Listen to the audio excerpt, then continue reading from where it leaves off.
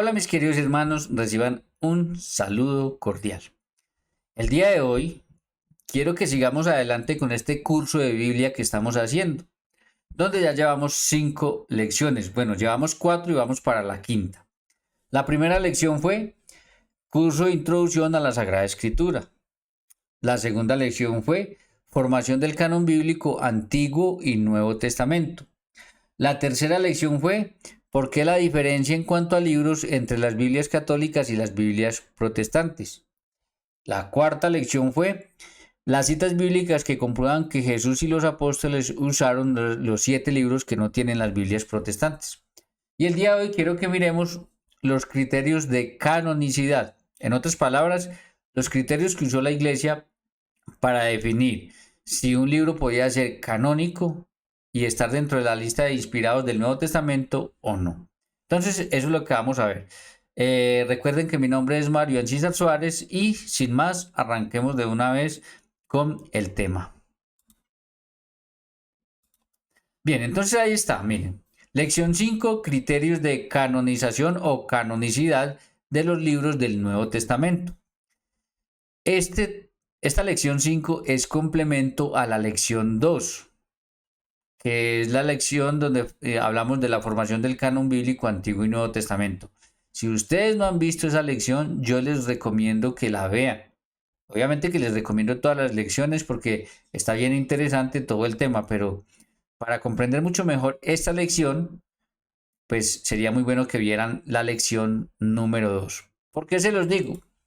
Porque en esa lección 2 yo les conté a ustedes que en el siglo I ya de una vez empezaron a aparecer sectas herejes.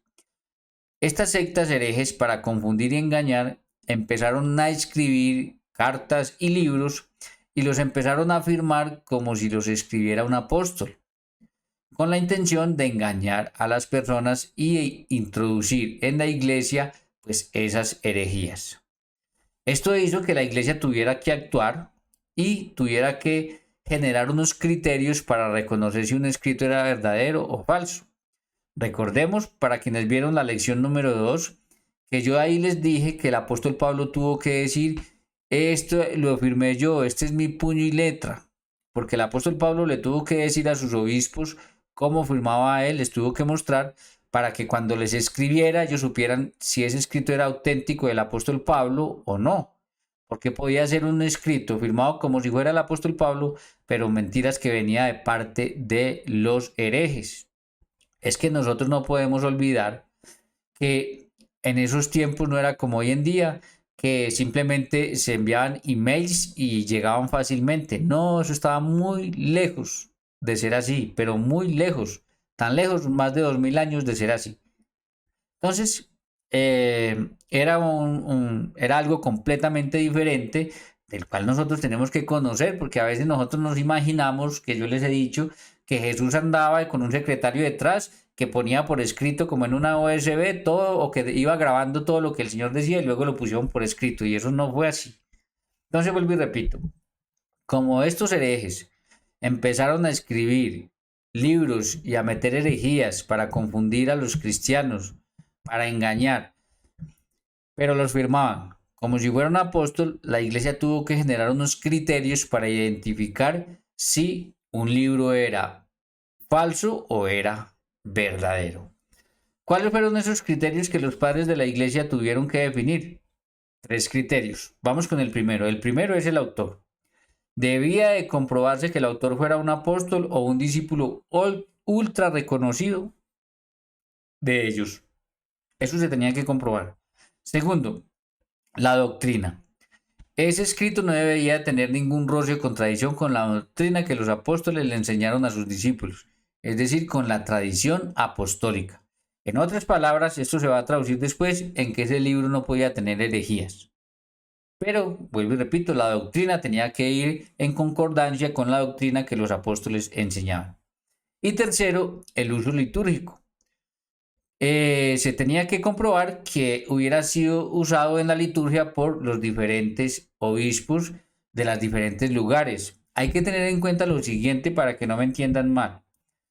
Estos escritos no los tenían todas las diócesis de los diferentes lugares, ni todos los obispos. No. Estos escritos normalmente estaban en la zona a la que pertenecían. Por ejemplo, si Pablo le escribe a los Corintios, pues es muy normal que la iglesia de Corinto los tenga y que los use en su liturgia. En el caso de los que vamos a ver ahorita que pasaron los criterios y en fin. Entonces, no es que todas las diócesis y todos los obispos tenían toda esa cantidad de libros que ahorita les voy a mostrar la cantidad que eran, no. Entonces, Pablo le escribe a los de Colosa, pues en la iglesia de Colosa o los colosenses tenían ese escrito. Juan, ¿dónde estaban los escritos de Juan? Pues Juan, en donde Juan estaba como obispo, y ahí pues tenían los escritos de Juan. Y así, cada una de las comunidades y otras que iban naciendo tenían algunos de los escritos, algunos, pero no todos, porque a veces pensamos que todo lo tenía cada uno de los obispos y no era así. Entonces, dentro de los criterios se tenía que probar para que se comprobara que no era falso, que era usado en la liturgia por alguno de los obispos de los diferentes lugares. Estos criterios hicieron entonces que ellos dividieran los libros que habían en 4 categorías. Todo esto ya lo vimos en la lección 2. Repito, quien no la haya visto, véanla. Es un repaso necesario para poder entender lo que vamos a hacer el día de hoy. Bien, entonces de ahí salen que ellos lo dividen en 4 categorías siguiendo esos 3 criterios que les acabo de mostrar anteriormente. De ahí salen entonces las categorías. Primera categoría, los aprobados. Segunda categoría, los discutidos. Tercera categoría, los buenos para leer. Y cuarta categoría, los falsos o heréticos. A eso llevó entonces estos criterios que estos padres de la iglesia pusieron y empezaron a seguir para identificar entonces qué libros eran falsos y qué libros tenían herejías y venían firmados por un apóstol, pero no eran de ese apóstol, sino que eran de los herejes que querían engañar. Bien, ya con este trabajo, que es un trabajo que yo siento que es un avance tremendo para cuando la iglesia en el año 382 se reúne con el Papa San Dámaso I, pues ya tienen un avance, ya tienen un camino recorrido que les va a servir mucho para lo que ellos van a hacer. ¿Por qué? Porque si pasamos entonces al año 382, el Papa San Dámaso I, ¿qué hace? Él llama a los obispos de diferentes lugares y les dice que traigan los escritos que ellos tienen en cada una de sus diócesis. Vienen los obispos de los diferentes lugares con los escritos que tienen, se reúnen con el Papa Dámaso I y con la ayuda del Espíritu Santo, entonces ellos van a definir 3 criterios, que es lo que yo quiero mostrarles el día de hoy, para la escogencia de los libros inspirados o canónicos del Nuevo Testamento. Vuelvo y repito. Cuando se reúnen, el Papa San Dámaso y los obispos vienen y traen los libros que ellos tienen en sus diferentes lugares, en sus diferentes diócesis, traen esos libros y con la ayuda del Espíritu Santo y siguiendo esos 3 criterios, ellos definen, mejor dicho, definen no, de ahí escogen los 27 libros que tenemos canónicos del Nuevo Testamento, pero ya vamos a llegar a ello. ¿Cuáles fueron esos 3 criterios que puso la iglesia? Miren, número 1, que fuera escrito por un apóstol, o sea que se mantiene ese criterio que ya venía desde los padres de la iglesia. Debe de comprobarse que es escrito por un apóstol. Número 2, que hubieran sido utilizados en la liturgia del siglo I. Este es otro criterio que de alguna manera se mantiene porque entonces se tenía que demostrar que algunos de los obispos los utilizaran, en sus liturgias. Y tercero, que no tuvieran herejías. En otras palabras, va prácticamente en concordancia con que estuviera de acuerdo con la tradición apostólica o con la enseñanza de los apóstoles. O sea que viene a ser prácticamente lo mismo, pero los 3 criterios entonces que ellos van a manejar ahí para escoger los 27 libros del Nuevo Testamento son esos 3, que fuera escrito por un apóstol, que hubieran sido utilizados en la liturgia del siglo I y que no tuvieran herejías. Ya teniendo esto, yo quiero mostrarles algo porque me puse a mirar en internet, me puse a mirar por todas partes y me encontré que nosotros conocemos prácticamente los 27, pero la cantidad de libros que habían era impresionante. Miren, ahí por encima, Yo no sé, espero que lo alcancen a ver porque la letra siempre está pequeña para, pues, no sea ya en pantalla, yo aquí la veo bien. Miren, había Evangelio de Tomás, Evangelio de Marción, Evangelio de María Magdalena, Evangelio de Judas, Evangelio apócrifo de Juan. Mejor dicho, la lista es grandísima. Historia de José el hijo del carpintero, Evangelio de la infancia de Tomás, Evangelio del secreto de la Virgen María, Evangelio secreto de Marcos. O sea, miren la cantidad que habían, y yo aquí no los puse todos. Yo dije, con que les ponga unos y les explique, yo creo que ellos entienden. Había, habían varios apocalipsis, había hasta un evangelio de los hebreos, apocalipsis de Pablo. Pasemos a esta otra, miren, más evangelios, más y más evangelios. Dice, Hechos de los Apóstoles, vea, había, o Hechos de los Apóstoles, no, Hechos de Andrés y Matías, Hechos de Bernabé, Hechos de Pedro, Hechos de Tomás, Hechos de Pablo, Hechos de Felipe, Hechos de Policarpo, Hechos de Timoteo, o sea, la cantidad de libros de hechos que habían, de cartas, de evangelios, en fin, Apocalipsis, mire, Apocalipsis de la Virgen, Apocalipsis de Pedro, Apocalipsis de Pablo, Apocalipsis de Esteban, de Tomás, de Santiago, Apocalipsis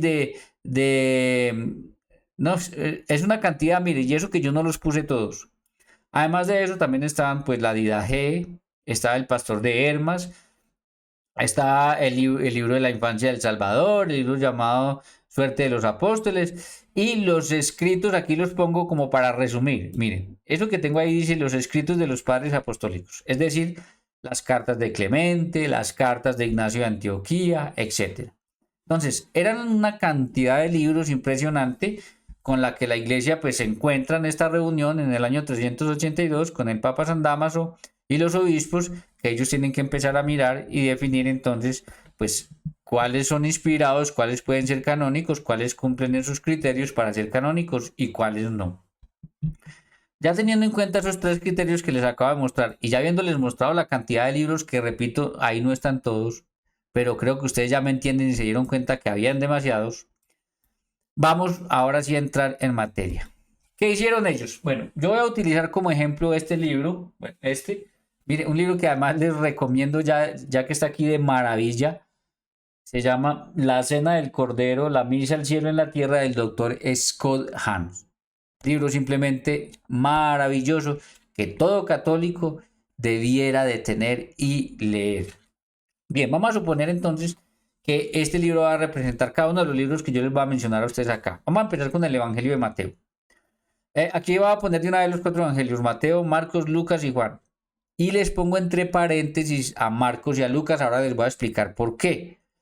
De hecho, lo voy a profundizar un poquito más, pero les voy a decir de una vez, porque Marcos y Lucas no fueron de los 12 que Jesús llamó y envió. O sea, no forman parte de los 12 apóstoles, pero aún así tienen dos evangelios que forman parte del canon y están dentro de la Biblia. Entonces, por eso los pongo así porque yo les quiero explicar eso a ustedes. Entonces, vamos a empezar con los evangelios, vamos a empezar con Mateo. Vamos a suponer que este es el evangelio de San Mateo. Entonces, van a empezar a mirar el filtro, los filtros que ellos ponen o los criterios más bien. Vamos a empezar de abajo para arriba de acuerdo como lo tengo en pantalla. A ver, que no tengan herejías, miraron y ese evangelio no tenía herejías, sin herejías. Que fuera usado en la liturgia y miraron y si fue usado en la liturgia, que era usado en la liturgia. Y que hubiera sido escrito por un apóstol y se comprobó que fue escrito por el apóstol Mateo. Entonces, ¿qué hace la iglesia? Listo, pasa los criterios y los que pasan los criterios los voy a poner aquí a mi derecha, creo que a la izquierda de ustedes, pero aquí a mi derecha. Y los que no pasen los criterios los voy a poner a este lado. ¿Listo? Entonces, cumplió los tres criterios, la iglesia lo ponía a este lado. Lo mismo hace con Marcos, Lucas y Juan. Que no tengan herejías, no tenían herejías. Usados en la liturgia, sí eran usados en la liturgia. Y escritos por un apóstol, se comprobó que fueran escritos por estas personas. Entonces la iglesia llega y los pone a este lado. Cumplen los criterios, van para este lado. Ahora vamos con las epístolas de San Pablo. Vamos a suponer que estas son las epístolas de San Pablo. Vamos a seguir con lo mismo. Entonces, que no tengan herejías. Recuerden que no eran solamente estas las epístolas de Pablo. Habían más epístolas de Pablo que quedaron por fuera, que no pasaron los criterios. Pero vamos a hablar de las que pasaron los criterios. Entonces, cogen las epístolas de San Pablo. Que no tienen herejías, pasan el primer criterio. Usados en la liturgia, fueron usados en la liturgia. Entonces pasan el segundo criterio. Escritos por un apóstol, se comprobó que los escribió el apóstol Pablo. Entonces la iglesia dice, cumplen los 3 criterios, los ponemos acá. ¿Estamos? ¿Vamos bien? Bueno, vamos a seguir. Las cartas de Pedro. Y ahí podríamos meter a Santiago y a Judas de una vez. Listo. Vamos con los criterios. ¿No tienen herejías? Listo, no tienen herejías. ¿Usados en la liturgia? Sí, fueron usados en la liturgia. Escritos por un apóstol, se comprobó que el de Pedro, el de Santiago, Santiago y el de Judas también. Por eso la iglesia dice y los pone acá. Listo. Pasan los 3 criterios. Vamos con un caso especial que fue el caso del Apocalipsis. Porque resulta de que el Apocalipsis casi se queda por fuera. ¿Por qué? Vamos con el primer criterio. No tienen energías. Listo. Recuerden que yo estoy diciendo el primero, pero es el tercero, en orden, ¿no? Sino que yo estoy para explicarlo mejor y a los que están viendo la pantalla les estoy haciendo de abajo hacia arriba. Listo. Entonces, no tiene herejías. Listo. El Apocalipsis no tiene herejías. A propósito del Apocalipsis, este libro del Dr. Scott Hahn habla de una liturgia, de una misa del siglo I vista desde los ojos de Dios. Para aquellos que creen que el Apocalipsis es un libro terrorífico y que habla del fin del mundo y habla de Almagedones y todo eso, no se alcanzan a imaginar la sorpresa que se llevarían si leyeran este libro y un libro de un pastor que se llama Días de Retribución. Si leyeran Días de Retribución de David Chilton, si leyeran este libro de Scott Hahn, se llevarían la sorpresa de su vida, porque cambiarían por completo esa visión que tienen y que nos han enseñado las sectas del Apocalipsis, que no tienen nada que ver. Porque es una liturgia vista no desde la tierra, sino desde los ojos de Dios. Bueno, vamos a seguir. El Apocalipsis. ¿No tiene herejías? Listo, no tiene herejías. ¿Usaban la liturgia? Sí, usaban la liturgia. Escrito por un apóstol. Escuchen lo que yo hago acá. Yo pongo comprobado. ¿Y por qué pongo comprobado? Porque en última la iglesia lo dejó dentro del canon. Y si la iglesia lo dejó fue porque lo pudo comprobar. Pero resulta de que parece ser que no había un consenso completo. Parece ser que no todos estaban de acuerdo con que a lo mejor no lo escribió Juan o no lo escribió. Y dicen que este libro lo salvó, hablando del Apocalipsis, lo salvó San Agustín. Él dijo tener constancia de que ese libro venía escrito por el apóstol Juan. Y repito, fue gracias a San Agustín, creyendo en la constancia que él tenía, que la iglesia dice, listo, entonces cumple los 3 criterios y lo mete.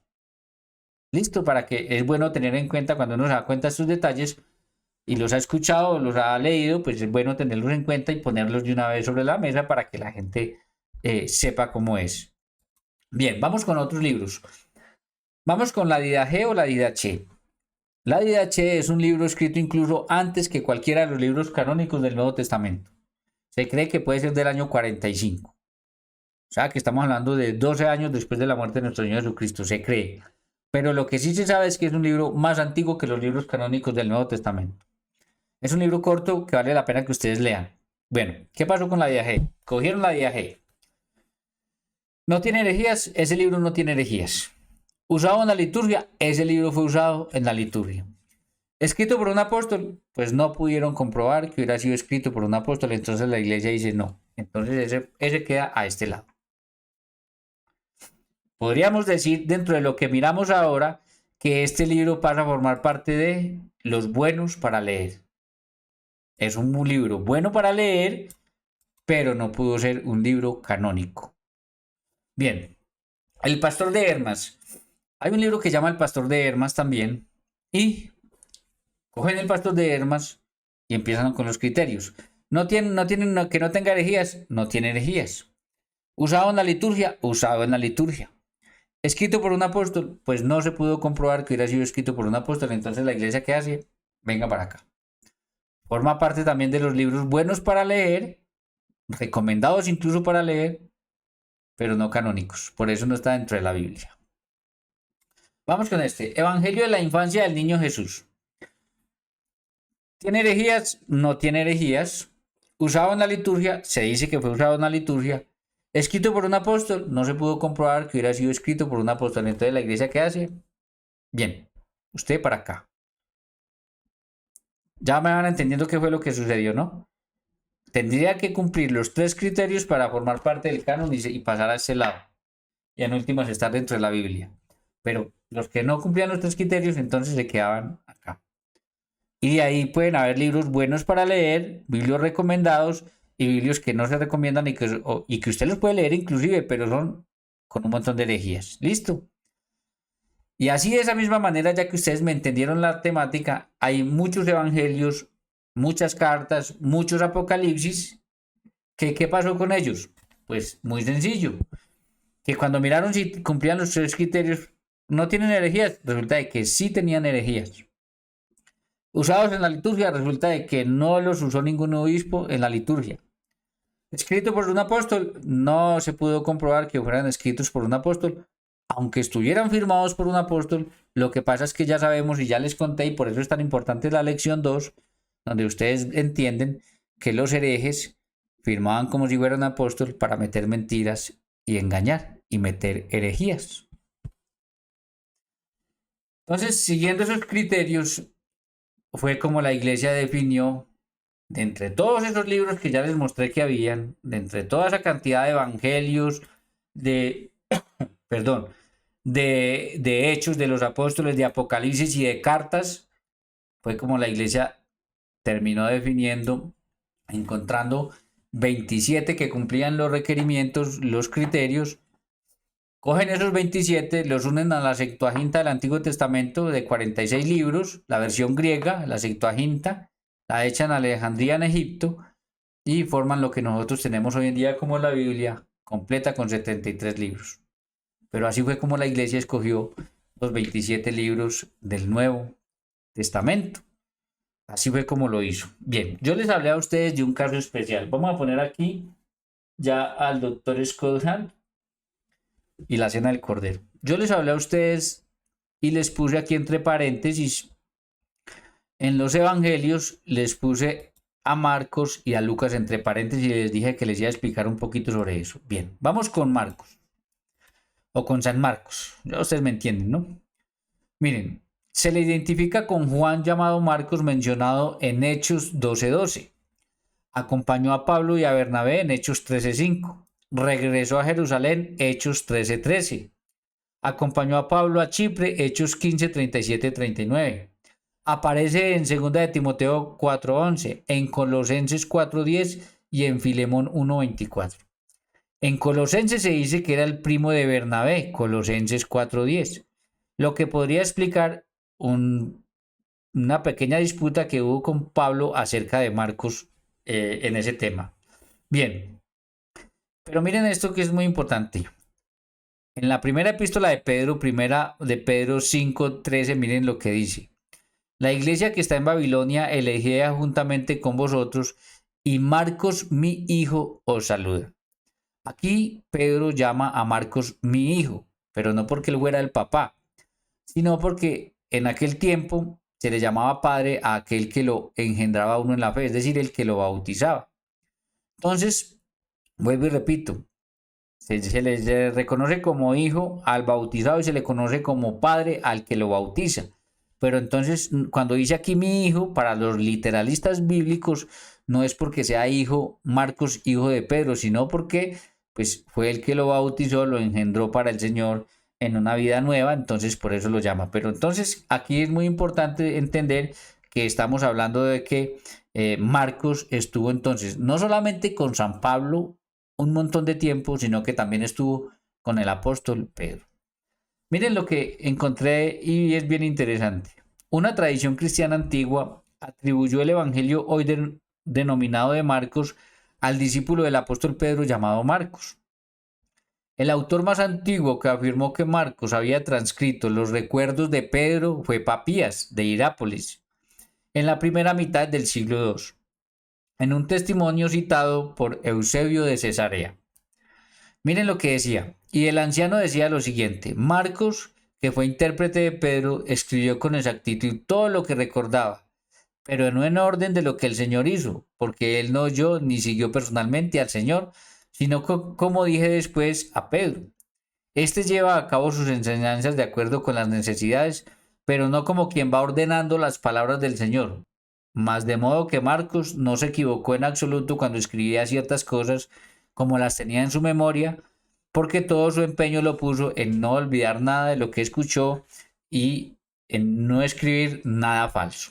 Eso está en Eusebio, Historia Eclesiástica 3:39. Entonces, creo que la razón por la que el Evangelio de Marcos es uno de los evangelios canónicos, a pesar de que Marcos no es uno de los 12 llamados por el Señor ni enviados por él, es obvia y abundante. Marcos no solamente parece ser familiar de Bernabé, primo de Bernabé, sino que estuvo con Pablo, acompañó a Pablo en viajes, estuvo con Pedro y se dice que detrás del Evangelio de San Marcos está Pedro. Es decir, él escribe los hechos que Pedro le contó de lo que había escuchado de nuestro Señor Jesucristo. Y como era tan fuerte la evidencia, pues seguramente la iglesia fue la que dijo, pues con semejante evidencia, y de pronto ellos con ese recuerdo fresco en su memoria, porque esto fue no tantos años después, fue en el año 382, y esos recuerdos seguramente andaban claros en las comunidades, entonces Marcos formó parte se aceptó el Evangelio de Marcos como un evangelio que podía pasar los criterios para ser canónico. Espero que me haya hecho entender en esto. Creo que la evidencia es muy clara. Ahora vamos con el Evangelio de San Lucas. El Evangelio de San Lucas, Lucas es otro de los que no fue uno de los 12 llamado por nuestro Señor Jesucristo. Es más, Lucas era pagano, era gentil, era más bien de Siria que los creyentes. Bueno, miren, Lucas fue compañero de Pablo en muchos de sus viajes misioneros y también durante sus estancias en prisión en Jerusalén y en Roma, acompañándolo incluso hasta el final de su vida. También residió en la ciudad de Filipos, donde Pablo lo dejó para continuar su viaje y donde lo recogió posteriormente. Pero miren esto, Lucas es mencionado como médico en las epístolas de Pablo, Colosenses 2:14, que dice, os saluda Lucas, el médico amado, y demás. Entonces, Lucas, ¿por qué Lucas forma parte también y logró meter un evangelio que hoy en día lo tenemos en la Biblia como canónico? Porque también estuvo con el apóstol Pablo. De hecho, se dice que era médico, lo dice la misma Biblia. Pero además hay otra razón más. Si nosotros vamos al Evangelio de San Lucas, capítulo 1, versículo del 1 al 4, miren lo que dice el mismo Lucas. Puesto que ya muchos han tratado de poner en orden la historia de las cosas que entre nosotros han sido ciertísimas, tal como nos las enseñaron los que desde el principio lo vieron con sus ojos, fueron testigos oculares y fueron ministros de la palabra, me ha parecido también a mí, después de haber investigado con diligencia todas estas cosas desde su origen, escribírtelas por orden, oh excelentísimo Teófilo, para que conozcas bien la verdad de las cosas en las cuales has sido instruido. Entonces, mis queridos hermanos, miren.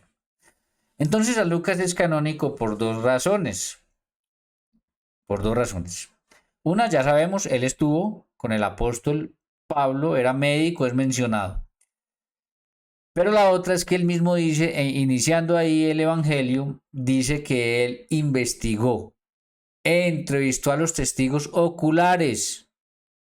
La pregunta es, si Lucas entrevistó a los testigos oculares, ministros de la palabra que enseñó nuestro Señor Jesucristo, ¿a quién creen ustedes que pudo haber entrevistado Lucas sobre la visitación del ángel a María?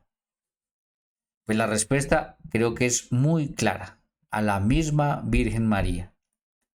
Era la única que sabía en detalle, y miren que Lucas escribe en detalle cada cosa, era la única que sabía en detalle todo. Miren, nosotros los padres se nos olvidan un montón de cosas fácilmente, pero que se le olvide a una mamá, a una buena mamá, jamás se le olvida cada detalle de lo que pase con su hijo.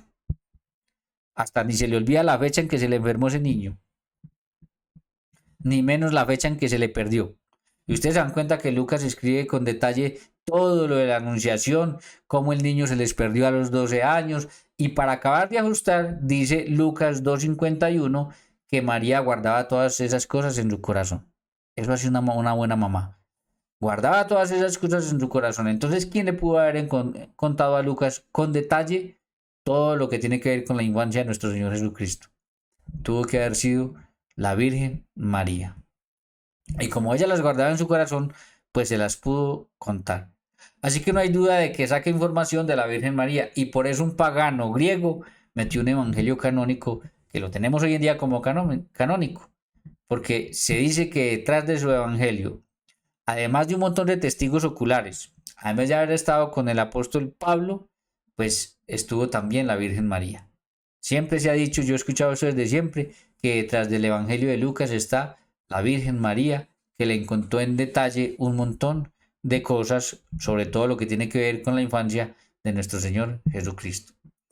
Esta es la razón por la cual dos que no eran de los 12 discípulos que el Señor llamó, Marcos y Lucas, o San Marcos y San Lucas, lograron tener sus evangelios como canónicos y por eso la iglesia los reconoció en el año 382, que cumplían esos tres criterios y los dejó como libros inspirados y forman parte de las Biblias que todos nosotros tenemos, católicos y protestantes, forman parte del Nuevo Testamento. De hecho, había puesto una imagen aquí al final de todos los libros del Nuevo Testamento, porque pues la escogencia de estos 27 libros fue por medio de esos tres criterios que yo les acabo de mostrar. Y todos estos que se quedaron por fuera, todos estos, fue porque no cumplieron esos tres criterios. Así fue como realmente la iglesia hizo entonces, mis queridos hermanos, para definir cuáles libros eran inspirados y que formaran parte entonces del Nuevo Testamento. Bien, mis queridos hermanos, ¿qué hace la iglesia entonces con los demás libros, con esa cantidad de libros que no cumplieron estos tres criterios? Los hace a un lado y los llaman apócrifos. Hay que investigar un poquito más sobre el tema porque tengo entendido que apócrifo no es la palabra correcta, porque apócrifo quiere decir oculto. Es posible que le hayan dado el nombre de oculto porque ahí habían ocultas herejías, posiblemente, en algunos de ellos, no en todos. Pero resulta de que esos libros no son ocultos. Tan es así que los obispos los tenían en los diferentes lugares, tan es así que los llevaron allá, que los tuvieron ahí para mirar que no tuvieran herejías, que estuvieran de acuerdo, que cumplieran los criterios. Y tan es así que hoy en día usted puede leer muchos de esos libros, los busca por internet o ahí me imagino que enciclopedias donde están y usted los puede leer. Entonces no son libros ocultos en ese sentido. O sea que la palabra no sería correcta decirle apócrifos. Posiblemente la palabra más correcta sea no inspirados. Vamos a decir no inspirados, ¿por qué? Porque se encontraron que tenían herejías, porque se encontraron que muchos de ellos no, o que no eran usados en la liturgia. Bueno, muchos porque ya les mostré que unos cumplían dos, que unos cumplían un criterio, que otros no cumplían ninguno, etcétera. En fin, entonces yo para mí, o sea, esto es una opinión ya muy personal mía, yo pensaría que apócrifo no es la palabra correcta porque esos libros no están ocultos a nadie, estos libros usted los puede ver, los obispos los tenían, yo más bien le daría el nombre de no inspirados y listo, se acabó, no inspirados. ¿Por qué? Porque pues, se comprobó que tenían herejías, se comprobó que muchos de ellos no fueron escritos por un apóstol, sino por herejes que los firmaron como un apóstol, y porque muchos, casi la mayoría, no eran usados en la liturgia por los diferentes obispos.